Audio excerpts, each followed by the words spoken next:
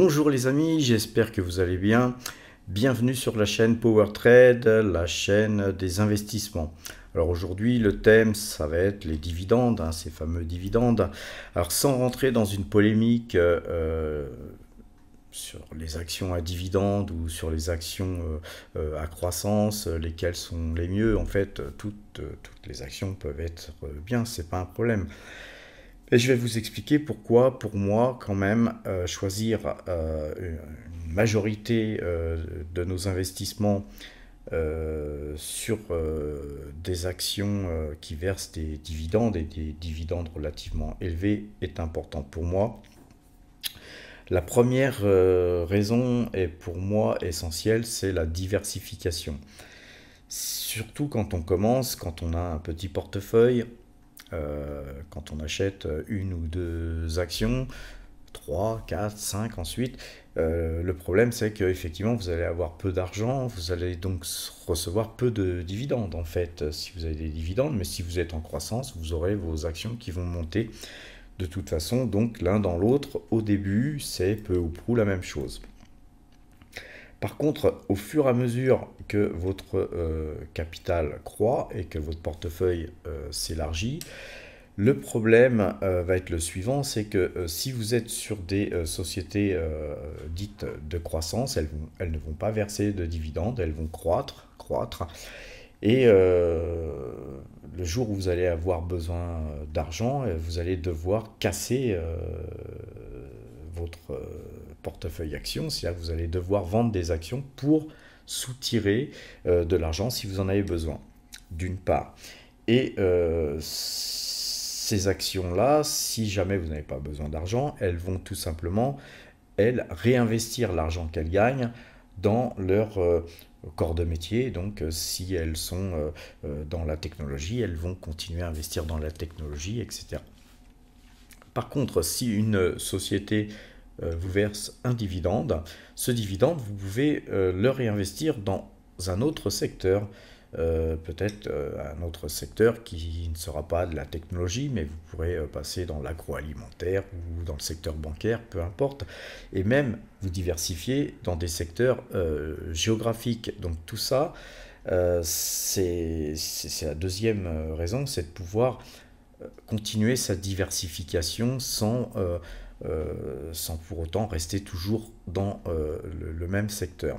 Alors en plus, si vous avez un versement de dividendes qui tombe d'une manière régulière, ça ne vous empêche pas de aussi, à un moment donné, de pouvoir aussi investir dans une partie de vos allocations d'actifs dans des secteurs de sociétés à forte croissance qui ne versent pas de dividendes. Ensuite, quand votre portefeuille est assez étoffé, si vous regardez le portefeuille Power Trade, vous verrez que le portefeuille est ainsi diversifié que nous avons aussi des valeurs comme Google, par exemple, qu'on a actuellement, qui ne versent pas de dividendes. Alors, l'autre avantage, c'est de pouvoir lisser ses revenus d'une manière mensuelle ou trimestrielle. Si vous avez des revenus qui tombent d'une manière trimestrielle, si vous investissez notamment dans des valeurs américaines, vous avez des valeurs qui vont vous verser des revenus trimestriels. Donc vous pouvez, à partir du moment où ces revenus tombent, les réinvestir d'une manière trimestrielle ou mensuelle, peu importe, ou parfois même conserver une poche de liquidité parce que pendant que ce dividende est tombé, là peut-être que la situation n'est pas propice aux investissements et dans ce cas, bon, on a le choix de ne pas réinvestir ces dividendes immédiatement.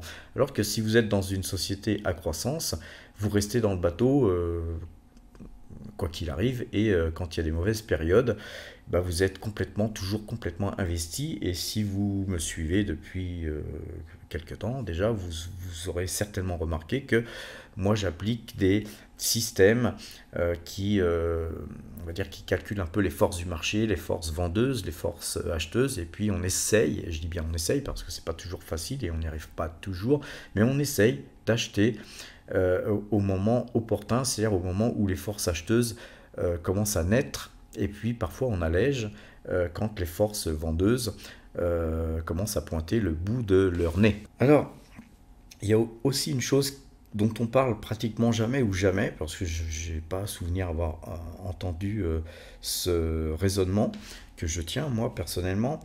Investir dans des sociétés qui versent des dividendes, c'est aussi avoir l'assurance que ces sociétés vous présentent des bilans qui sont en général conformes à la réalité.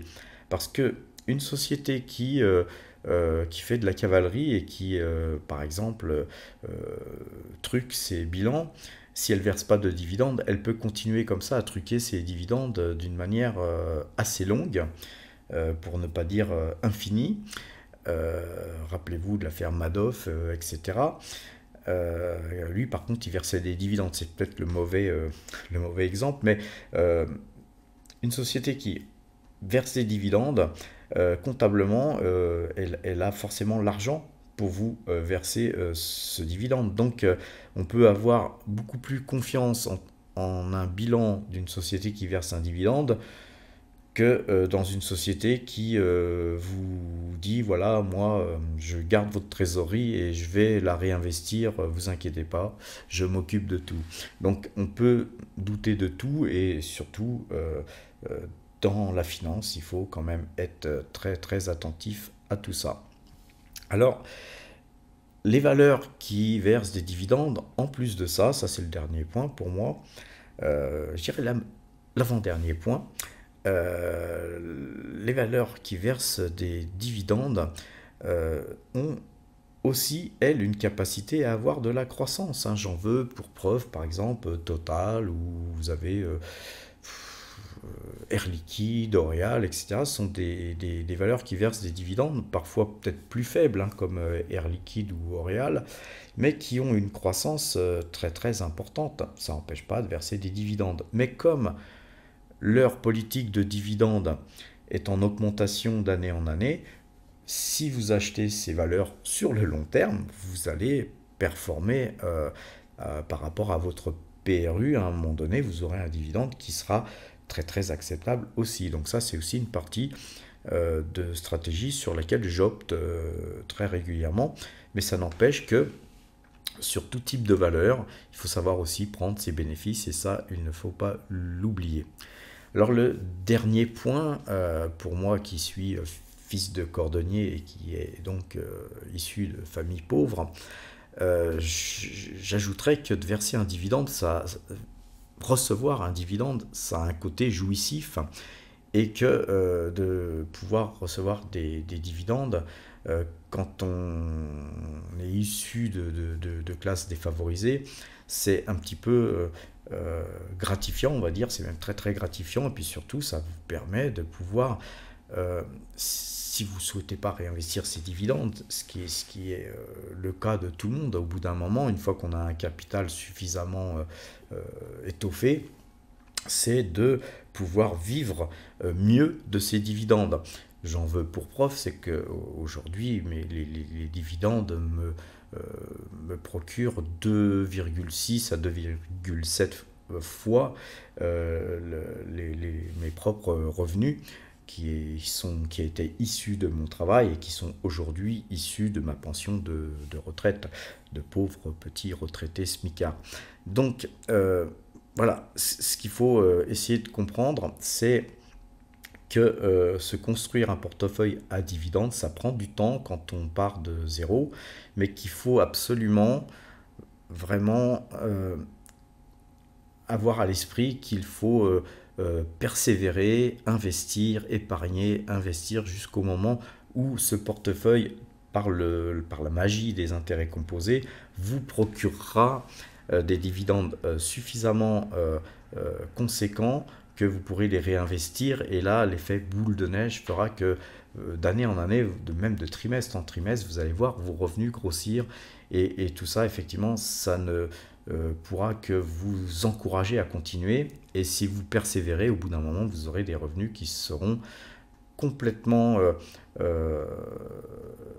loin, très très loin de ce que vous imaginez aujourd'hui, parce que vous n'imaginez pas à quel point vos dividendes pourront vous rendre heureux à pouvoir les dépenser à un moment donné. Mais pour pouvoir les dépenser plus tard, il faut épargner sur le temps présent pour ceux qui commencent surtout. Voilà les amis, je vais vous montrer d'ailleurs mon portefeuille dividende pour essayer de vous expliquer comment on lisse les revenus d'une manière mensuelle et trimestrielle pour avoir des revenus en fait toute l'année, parce que quand vous avez des revenus qui vous tombent une fois par an, c'est aussi le problème des gens qui ont besoin d'avoir des revenus complémentaires. Ça pose un problème de lissage, et de lisser ces revenus simplement par le fait de se dire bah, telle valeur me verse un dividende telle date et puis telle autre telle date, c'est pas bon non plus, puisque si vous faites votre choix sur les valeurs que vous allez détenir en portefeuille simplement parce qu'elle verse un dividende à une date, à un instant T, c'est pas comme ça qu'on fait non plus, parce que c'est la meilleure façon de se planter tout simplement. Donc voilà, je vais vous montrer mon portefeuille, on va voir ça tout de suite. Alors les amis, regardons un petit peu la photo du portefeuille de PowerTrade. Vous voyez qu'on a un ensemble de valeurs là sous les yeux qui composent le portefeuille, et que beaucoup de valeurs sont des valeurs donc qui versent des dividendes, comme je vous l'ai dit. Mais vous remarquerez que par exemple l'Ixor PEA S&P 500, qui représente un peu plus d'1% de nos allocations d'actifs, est un tracker qui ne verse pas de dividendes. Vous remarquerez qu'Alphabet ne verse pas de dividendes non plus, que Tesla non plus, et que Yoshitsu non plus, et que le tracker Amundi Emerging Asia n'en verse pas non plus. Et donc preuve en est que nous avons aussi des sociétés que nous jugeons des sociétés de croissance, ou des investissements qui ne sont pas des investissements qui versent un dividende. Par contre, donc passons au deuxième tableau qui prend en compte toutes les sociétés qui versent des dividendes qui étaient sur le tableau précédent. Ce tableau que je vous conseille de faire est un tableau qui reprend tous les dividendes versés. Donc c'est très facile à faire, il suffit de copier le tableau que je vous montre. Et vous voyez que mois par mois, vous pouvez totaliser et calculer combien vous allez toucher, ce qui vous permet de faire des prévisions sur vos investissements du mois, ou sur les revenus que vous allez pouvoir dégager pour vous si vous souhaitez en vivre. Après, voilà, c'est à vous de décider, de choisir si vous réinvestissez ou pas vos dividendes. Ces dividendes peuvent être d'ailleurs gardés en cash un certain temps, en attendant de trouver une stratégie d'investissement qui vous paraisse cohérente avec vos actions. Vous voyez qu'on a le titre Coca-Cola qui est en rouge. Alors il est en rouge parce que nous avons vendu l'intégralité de nos actions Coca-Cola, mais que nous souhaitons revenir sur ce titre dès que possible. Pour l'instant, les cours sont encore hauts, et plus hauts que d'ailleurs nous sommes sortis, donc nous ne souhaitons pas rentrer encore dans Coca-Cola, mais je pense que nous aurons certainement une possibilité de le faire à un moment ou à un autre, donc soyons patients. Donc l'intégralité de tous ces dividendes que vous voyez là en vert, tous les mois, vous pouvez les additionner et vous les retrouvez au total. Et au total, on voit qu'on a 48 889 € de dividendes annuels, ce qui représente, si on divise par 12, 4 032 € de gains mensuels que vous pouvez soit dépenser, soit réinvestir, ou soit faire du 50-50, comme vous le souhaitez. Moi, dans la période actuelle, je n'ai pas besoin d'argent, donc je réinvestis la totalité. Mais l'année dernière, j'avais dégagé 30 000 € de dividendes que j'avais soustrait de mon résultat pour pouvoir en profiter et dépenser, parce que l'argent c'est aussi fait pour ça, c'est pas seulement fait pour capitaliser, ne l'oublions pas.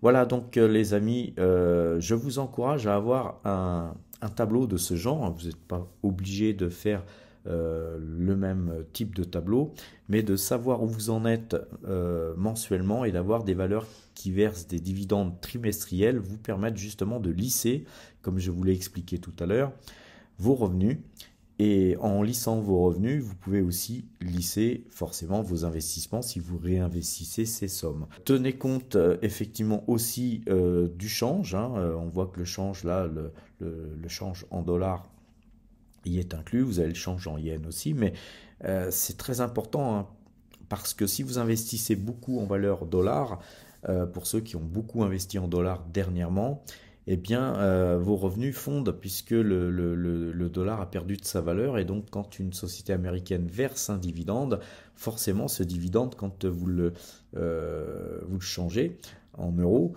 quand le change a fait son effet, effectivement, vous avez moins d'argent qui rentre dans vos caisses.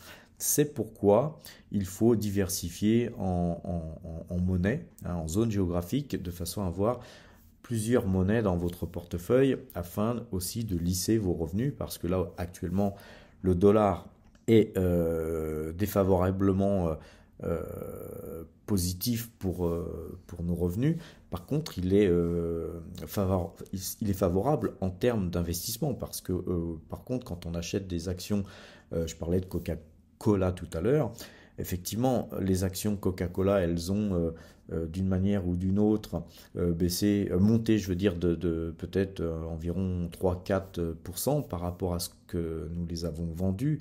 Mais le dollar s'est déprécié peut-être de, par exemple, 10% dans le même temps. Donc on serait même gagnant à pouvoir acheter du Coca-Cola actuellement, compte tenu du change. Donc tout ça, faut le prendre en compte, ne l'oubliez pas. Aussi, donc, il est intéressant de pouvoir voir ce qu'il se passe au niveau trimestriel et de pouvoir se dire, voilà, au niveau d'un trimestre à un autre, on n'a pas un écart si important que ça. On voit qu'on a quand même un deuxième trimestre sur le portefeuille PowerTrade où les revenus sont quand même moindres que sur les autres trimestres, mais c'est quand même pas des écarts très importants que nous avons d'un trimestre à l'autre. Et alors voilà, après, si vous n'avez pas besoin de revenus pour en vivre, c'est pas très important, mais malgré tout, je vous conseille de lisser ça trimestre par trimestre, parce que si vous réinvestissez, le mieux est quand même de lisser aussi vos investissements. Une autre chose importante, c'est de voir d'année en année. Là, je vous ai fait un petit tableau où vous voyez la croissance de nos revenus d'année en année.